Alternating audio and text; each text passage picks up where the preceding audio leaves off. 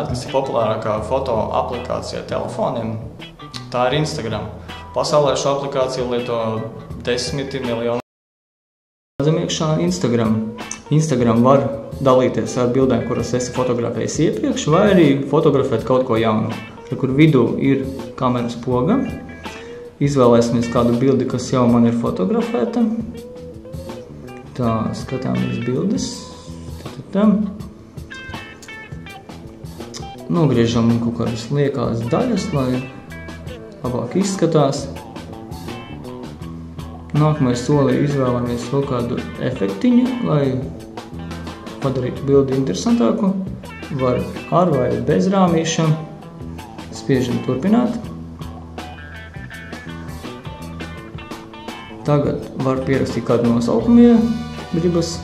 Izvēlamies, kur mēs šo sūtīsim, Twitter, Facebook. Papildus varam arī izvēlēties, kur tas ir fotografēts, lai jau draugi zina, un spiežam sūtīt.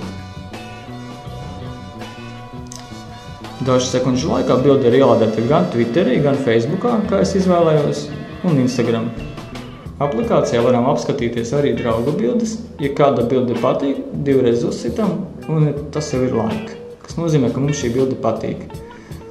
Nākamajā sadaļā varam redzēt pasaulē populārākās Instagram bildes.